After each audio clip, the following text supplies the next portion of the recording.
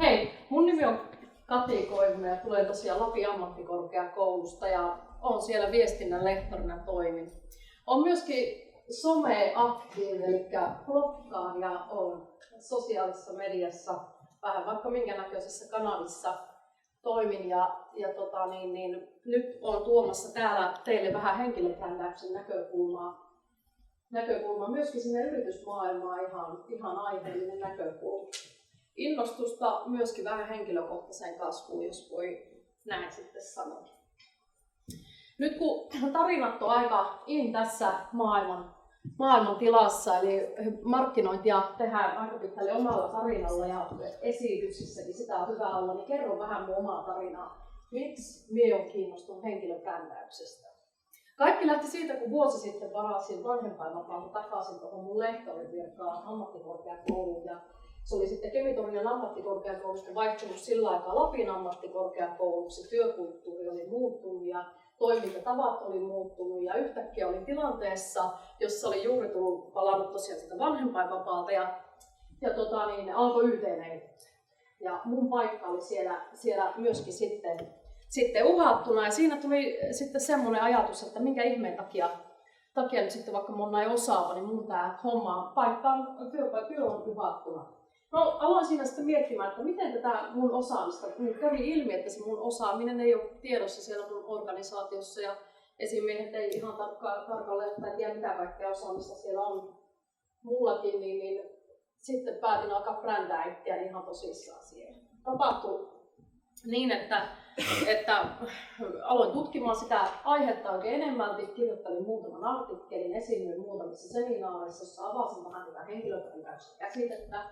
Brändäsin itseäni ihan totta ja tosissaan siellä ja sitten pyysin mahdollisuutta järjestää henkilöbrändäyksen kesäkurssi. Mulla on täällä muutama Jaana ja Tuuli ainakin mun viime kesän kurssiltakin sitten. Se oli älytön suksee.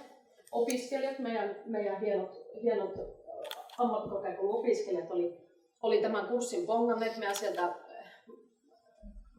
kurssivalikoimasta ja halusivat sankoin joukkoon osallistua. Sieltä on muutamia, tuossa on musta ja Jaanasta tehtiin vähän juttuakin ja täällä jossakin nyt sitten istuukin ja sai Jaana itselleen ainakin hyvän brändin aikaiseksi siellä kurssilla. Mun oma brändi toimii sillä tapaa, mun brändi on mulle työväline. Ja se on työväline siihen mun asiantuntijuuden vahvistamiseen, sitten mun online-maineenhallintaan ja sitten se on vielä väline sille, että haluan profiloida itseäni markkinointi- ja viestintäpiireissä. Ja tää mun brändi toimii semmosena hyvänä markkinointikeinona näissä kaikissa. Täällä on varmastikin paljon somettajia. Onko moni, joka on jo tuossa Snapchatissa? Onko nuoremmasta polvesta ainakin? Tuossa keskellä näkyy, se on nyt kovassa nousussa, eli sinne vaan sitten Lapin kauppakamarikin nähdään varmaan Snapchatissa sitten ihan pian. Ja voidaan antaa vinkkiä, miten homma siellä toimii. No sitten tuossa usein mietitään sitten, että mihin sitä henkilöbrändiä tarvitaan, niin vaikka tämä on Suomessa vielä uusi juttu, mutta maailmalla ei oikeastaan aika vanhaakin tavaraa. Meillä nyt kilpailu työmarkkinoilla, ylipäänsä niin muutokset työmarkkinoilla kyllä ajaa siihen, että on hyvä varsinkin teillä opiskelijoilla olla jonkunnäköinen brändi kasassa omasta itsestään. Eli hyvin yhä enemmässä määrin niin työmarkkinat on tilapäistöitä, ne on projektitöitä, ne perustuu verkostoille, perustuu yhteistyölle ja silloin on kauhean tärkeää, että erottuu. Ja että on jonkunnäköinen digitaalinen jalanjälki verkossa omasta itsestään.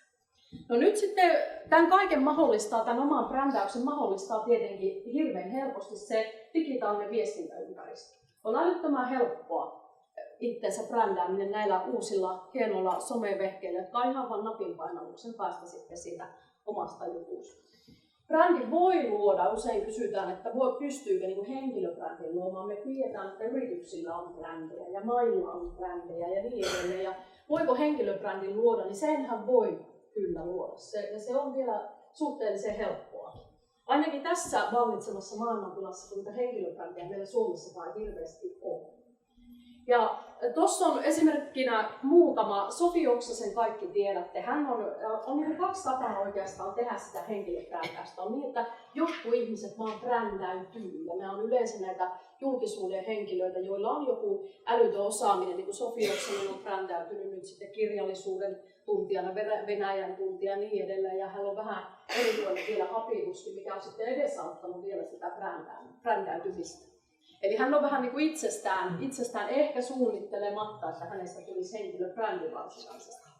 Sitten on toisenlaista tapaa, mikä on ehkä meidän opiskelijoille mielenkiintoisempi. Täällä on Taneli Pasasesta esimerkkinä siinä näette taustalla. Taneli valmistui, oliko nyt taloustieteiden maisteriksi ja puoleen vuoteen ei löytänyt oikein töitä mistään. Päätti laittaa hillittömän somekampanjan pystyyn Twitterissä, markkinoi itseään, meni erilaisiin verkostoihin mukaan keskusteluihin. Ihan tosissaan markkinoi itseään ja omaa osaamistaan. Ja nythän on Ukko.fi, tämä kevytyrittäjyysyrityksen viestintäpäällikkönä sitten. Eli ei ole ollenkaan hullusti. No nyt sitten jos mietitään sitä, mistä se brändi muodostuu, niin ihan samalla tapaa kun se muodostuu tässä näin kun me tavataan, niin ihan samalla tapaa verkossa on niin, että se olemus muodostaa sen brändin niin kuin lähtökohdan. Se minkälainen olemus meillä on, minkälainen tyyli meillä on, tyyliviestiä, ulkonäkökin vaikuttaa, kun Instagramiin laittaa jotain ja sitä kautta itseään brändää. Kaikki tämmöinen vaikuttaa ihan samalla tapaa verkossa kuin se, että me omistellaan kasvatusta ja brändätä sitten sillä tavalla. Kanavavalinnat vaikuttaa, missä kanavassa me ollaan. Jos me halutaan puhtaasti asiantuntijabrändi, me ollaan LinkedIn ja Twitter-maailmassa. Jos me sitten halutaan ottaa sinne mukaan vähän omaa henkilökohtaistakin elämää ehkä tuoda, niin sitten voidaan ottaa näitä kuvapohjaisia, missä olisi sitten Instagramia ja Snapchatia ja niin edelleen. Myöskin se toiminta, mitä me siellä tehdään, muodostaa sitä brändiä, rakentaa sitä brändiä. Eli kun me tykkäillään, jaetaan, mistä asioista me ollaan siellä kiinnostuneita ja missä verkostoissa pyöritään, niin se on myöskin yksi hyvin iso asia. No verkkopresenssistä sitten vähän tuossa, että minkä takia siellä oikeastaan nyt kannattaa sinne verkkoon sitä omaa jalanjälkeä tehdä ja miksi siellä kannattaa olla, on se, että siellä aika helposti pystyy esimerkiksi keräämään suosituksia. Suosituksia katsomaan työnantajat, mahdolliset työkaverit ja niin edelleen. Siellä on myöskin mahdollista tuoda esille sitä omaa persoonallisuutta ihan erillä tavalla kuin sitten jossakin CV:ssä vaikka olisi mahdollista tai muutoin. Ja myöskin sitten sitä omaa osaamista. Sitten kun te olette siellä, teillä on jonkinnäköinen verkkopresenssi, se kertoo sille esimerkiksi työnantajalle tai mahdollisesti tuleville kollegoille sen, että te olette ajassa kiinni. Te ymmärrätte, mistä tässä sometouhussa on kysymys ja te olette siellä, missä tarvitaan. Ja myöskin se on suora keskusteluyhteys sitten mahdollisiin rekrytoijiin ja sitten verkostoitumista tuskin voi liikaa painottaa. On hirveän tärkeää, että verkostoituu tänä päivänä ihan työn saannin ja niin kuin ihan yritykset ja henkilöt tarvitsee sitä verkostoitumista. No nyt täällä on yrittäjiä paikalla ja erilaisten yhteisöjen edustajia, niin yrityksille sen verran, että yritykset on nyt yhä enemmän Suomessa ymmärtäneet henkilöbrändien tarpeet. Se, että nykyään markkinointi on ihmiseltä ihmiselle markkinointia hyvin enenevässä määrin. Puhutaan social sellingistä, eli siitä, kun niin yritysten työntekijät puhuu omalla suullaan siitä yrityksen tuotteesta ja palvelusta, niin se on paljon uskottavampaa kuin se, että se yritys niin laittaa sitä markkinointiviestiä, että ostakaa. Eli yhä enemmän nämä henkilöbrändit on ymmärretty nyt sellaisena yritysten kellokuvina. Mulla on tässä Mikko Hyppösestä esimerkki, vähän ehkä ei niin uusi esimerkki. Hyppönen, hän F-Securen toimitusjohtaja, jos joku ei satu tietämään. Hän on hyvin vahva kansainvälinen asiantuntijabrändi. Ja nämä on niitä brändejä, mitä yritykset tällä hetkellä haluaa. Ne haluaa brändätä näitä omia tämmöisiä tähtiä tai tehdä niistä tähtiä. Tämä on tulevaisuuden juttu. No tuossa on ihan Aalto-yliopisto, jos ette minua usko, niin siellä on Aalto-yliopiston professorin sanoma ja Dingle Akademista. Dingle Academy on tämmöinen hyvinkin sosiaalisen markkinointiin erikoistunut yritys. Ja siellä sitten Pekka Mattilakin puhuu just näistä, että nämä on välttämättömiä, että jatkossa saadaan, ja eikä pelkästään median huomio, vaan myöskin asiakkaiden huomio ja myöskin niiden tulevien työntekijöiden huomio. Eli yrityksille nämä henkilöbrändit on jatkossa yhä enemmän tärkeämpiä, että ne pystyy sitten vastaamaan siihen omaan asiakaslupaukseen. Nykyään puhutaankin tämmöisestä termistä, jos täällä on yrittäjiä, niin laittakaa korvan taakse, kun työntekijälähettilyydestä. Tätä on käytössä suurimmissa firmoissa jo Suomessa, muun muassa Finnairilla. Ja työntekijälähettilyys on semmoista, että se eroaa pikkusen siitä henkilöbrändäyksestä sillä tapaa, että nyt sitten tämmöiset firmat, joissa on tämmöinen ihan työntekijälähettiläsohjelma, niin he tukee ikään kuin sitä omien työntekijöiden henkilökohtaisten brändien muodostumista, mutta sitten samaan aikaan he haluaa, että se niin kuin brändi, mitä rakennetaan, niin on sen brändilupauksen ja mission mukaan. Eli se brändilupaus ja missio, mikä yrityksellä on, niin sen pitää käydä yksin tämän henkilön oman brändin kanssa ja sen tavoitteiden kanssa. Tuossa on vähän noita etuja, mitä tuosta työntekijälähettilyydestä on. Nyt Finnair on tässä mulla keissinä. Finnairilta on kerrottu, että okei, heidän tavoitettavuus on paljonkin parantunut. Se, että kun heidän omat työntekijälähettiläät, en nyt tasan tarkkaan muista monta heillä, siellä oli joka tapauksessa 10. Siellä on esimerkiksi semmoinen kuin Finnair, Tomi ja mikähän se toinen oli he Instagramissa laittaa. Mulla on siitä tuolla esimerkkikin myöhemmin. Niin Finnairilta on kerrottu, että työntekijälähettilyyden yksi tärkeimpiä etuja on se, että tavoitettavuus paranee. Se, että kun heidän omat työntekijät jakaa taas edelleen sitä samaa viestiä niin omille verkostoille, niin sehän on ihan selvää, että se tavoittaa paljon enemmän suuremman yleisön. Sitouttaminen, siinä yritykset sitouttaa omia työntekijöitään tällä työntekijälähettilyysohjelmilla. Niin silloin kun se jaetaan ikään kuin se brändilupaus ja se missio yhdessä, niin silloin ne on aika sitoutuneitakin. On niin helpompi pitää niitä tekijöitä ja osaajia ja asiantuntijoita siellä talossa, silloin kun tämmöinen ohjelma on käynnissä. Rekrytointi myös on helpottunut, koska silloin kun nämä työntekijälähettiläät laittaa sitten viestiä omille verkostoille, että hei, meillä on täällä paikkoja auki ja niin edelleen. Finnairkin oli todellakin hyötynyt, just rekrytointiosasto, HR-osasto oli hyötynyt tästä, että oli työntekijälähettiläät omissa kanavissaan jakaneet sitten näitä avoimia työpaikkailmoituksia eteenpäin.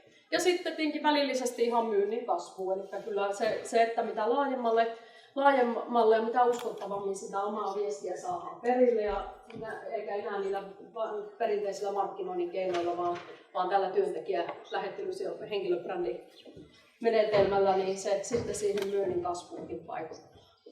Lopuksi sitten katsotaan vielä muutama vinkki, ihan mistä jokainen voi aloittaa. Oli sitten kyseessä henkilöbrändi opiskelijalle tai ammattimainen henkilöbrändi yrittäjälle, osaajalle tai työntekijälähettilyyteenkin, niin nykyään sosiaalisessa mediassa on hirveän vallalla tämmöinen aitouden ja tavallisuuden ja autenttisuuden mieli, että siellä halutaan, että kaikki on aitoa ja tärkeintä brändin luomisessakin on, että on aito. Ja sitten siinä miettiä heti alkuun, että miksi lähtee tekemään sitä brändiä itselle, mitä se on se osaaminen, mitä siellä mahdollisesti pystyisi myymään, vähän sitä kohderyhmääkin miettiä. Sitten tärkeänä pointtina se, että miten erottuu muista. No, brändin toisessa myöskin ytimessä on sitten niiden omien vahvuuksien. Jos nyt joku on kauhean vahva kirjoittaja vaikka, niin on aivan selvää, että silloin kannattaa lähteä sinne brändissäkin liikkeelle niistä semmoista tekstipohjaisesta brändäyksestä. Niin rupeaa pitämään blogia tai kirjoittaa sitten hyviä twiittauksia Twitteriin ja niin edelleen. Jos sitten on enemmän tämmöinen kuvallinen tyyppi, niin sitten Instagram, Snapchat, niin edelleen. Ja vielä jos on vähän verbaalisesti lahjakas, niin sitten vaikka YouTubeen rupeaa laittamaan pätkiä. Eli ne omat vahvuudet ja sitten se substanssivahvuus myöskin, mikä se on se asia, mitä pystyy alkaa viemään eteenpäin. Ja neuvona myöskin semmoinen, että kyllä oikeastaan vaan kun alkaa tekemään. Olin todella ilahtunut, kun kuulin, että olet Twitterissä aktiivinen ja näin, että oikeastaan se tekeminen siinä on vaan se pointti, että sitä pitää alkaa aktiivisesti tekemään. Pitää lähteä Twitteriin katsomaan sieltä niitä konventioita, minkälaisia, kun monesti sanotaan, että kun ei oikein osaa sitä Twitterin kieltä, se on vähän hankalaa. Mutta ne konventiot oppii vaan tekemään. Eli mitä enemmän siellä pyörii, sitä tutummaksi se homma tekee. On tietenkin meikäläisiä asiantuntijoita, joita voi pyytää sinne mukaan ja palkata ja niin edelleen mukaan tekemään sitä hommaa. Mutta oikeastaan se mukaanmeno on siinä kaikista tärkeintä. Ja miettiä se oma lisäarvo. Mie opiskelijoille varsinkin, ja mikä ettei yrityksillekin ja yrittäjille, niin varmaan se blokkauksen aloittaminen on kaikista semmoinen ensimmäisiä toimenpiteitä heti niiden omien vahvuuksien tunnistamisen jälkeen. Eli kyllä se blogi on usein semmoinen koti niille sosiaalisen median jaoille. Eli kannattaa blogia pitämällä kyllä niin kuin sinne pystyy päivittämään vähän niitä omia referenssejä, omaa CVtä tekemään sinne blogiin ja kertomaan siellä laajemmin omasta persoonasta ja sitten ohjaamaan myöskin niihin omiin somekanaviin. Samoin niistä omista somekanavista pystyy ohjaamaan niitä virtoja sinne omaan blogiin, mistä sitten löytyy ne teidän yhteystiedot ja se teidän osaaminen ja kuvanne ja kaikkea muuta, mitä nyt halutaan tehdä. Nykyään on hirveän vallolla tämmöiset verkkokurssit kautta webinaarit, niitä tarjotaan ihan ilmaiseksi, asiantuntijat tarjoaa ne ilmainen sisäänheitto webinaari 10 minuuttia, seuraavalla kerralla se maksaa 50, sitten seuraavalla kerralla 100 ja sitten 150 ja niin edelleen. Eli tämmöiset webinaarit, ja näihin löytyy netistä yrityksiä, jotka auttaa näissä webinaarin teknisissä asioissa. Jos teillä on hirveä asiantuntemus johonkin juttuun, niin nämä webinaarit on niin kuin helppo tapa saada sitä yritystä tai henkilöä sitten brändättyä eteenpäin sen tietyn asian osaajana. Samoin e-kirjojen tekemisestä on tehty ihan sikaa helppoa. Älypuhelimiin löytyy suoria ohjelmia, missä pystyt aloittamaan tätä e-kirjan kirjoittamista. Siellä on ihan vaiheelta ohjeita, kuinka sitä tehdään, mihin kohtaan lisäät kuvan ja niin edelleen. Ja nämä e-kirjat on nyt tosi suosittuja sillä, että lähetetään ihan näille uutiskirjeen tilaajille lähetetään ilmainen e-kirja mukana, jolloin saadaan ne sitoutettua siihen brändiin ja sitten sieltä tulee lisää pyyntöä, osta meiltä koulutus ja niin edelleen. Mutta se ei sitä tarkoita, että ei kuka tahansa opiskelijaporukka tai opiskelija yksittäin pysty tekemään e-kirjaa. Ei se ole nykyaikana. Podcasteja ja semmoista äänitallenteita tehdään kanssa nykyään aika paljon. Ja videoblokkaus on älyttömän niin suosittu. Vielä 2 juttua loppuun. Sharing is caring -ajattelu. Jos ette ole vielä kuullut tuolla hashtagillä, voitte käydä katselemassa, mitä sieltä löytyy. Pointtina on se, että verkossa jakaminen on sitä voimaa ja välittämistä muista. Siellä autetaan toisia, siellä jaetaan toisten juttuja, siellä kannustetaan toista. On ihan mahtavaa tähänkin esitykseen mietin, että mitä keissejä otan mukaan, niin laitoin Twitteriin semmoisen, että tästä aiheesta pitämässä puheenvuoroa, mitä hän kannattaisi ottaa. Niin sieltä heti mulla verkostot alkoi laulaa kertomaan, että joo, itse käytin tätä, kun olin puhumassa siellä ja itse tuota. Eli tässä säästää paljon aikaa, mutta se tarkoittaa sitä, että pitää itsekin auttaa. Ja olla hyödyllinen. Että pitää olla hyödyllinen. Jos huomaa, että joku etsii jotain tietoa, niin äkkiä heti tarjota sitä tietoa. Koska tämä on sitä, mitä siellä tehdään. Sehän ei ole sosiaalinen, se on sosiaalinen se media. Siellä pitää olla sosiaalinen. Mutta sitten se, että pitää myöskin hoksata sitten rajata. Että ihan kaikkeen ei kannata eikä voi lähteä matkaan. Viimeiseksi sitten, että pitäkää hauskaa siellä somessa. Ei se ole niin älyttömän jäykkistä hommaa, vaikka se siltä saattaa, silloin kun siihen hommaan alkaa, niin tuntuu, että siellä on niin paljon opiskeltavaa ja opittavaa ja eikä oikein ymmärrä näitä kaikkia merkkejä ja lyhenteitä ja kaikkea, mutta siellä tarkoitushan siellä on pitää hauskaa kuitenkin myöskin, että se ei saa olla mitään kurttuotsasta huutamista siellä ja sitä kautta sitten kuitenkin pysyy itse siellä aallonharjalla, uudistuu, kehittyy, saa niitä ideoita niin edelleen. Eikä ryppyotsa ei vaikuta kyllä yhtään mitään. Löydätte mut näistä kanavista, olkaa yhteyksissä, jos tulee jotain kysyttävää opiskelijoiden tiedoksi, että luultavasti kesällä taas jonkunnäköinen kesäkurssi ollaan tekemässä. Ja tosta löytyy mun noita, missä on mukana. Pyytäkää kaveriksi ja tykätkää mun jutuista ja suositelkaa eteenpäin. Mulla on tuo Kummaa Karismaa-blogi ja sitä karismaa, kun olit siitä kiinnostunut, niin karismahan on kyllä hyvin läheinen asia sen henkilöbrändin kanssa, että jos henkilöbrändissä ei ole mitään karismaa, niin harvoin semmoiset brändääkin, mutta onneksi meissä kaikissa sitä karismaa on. Kiitos teille oikein kovasti tästä ja ollaan yhteyksissä. Kiitos.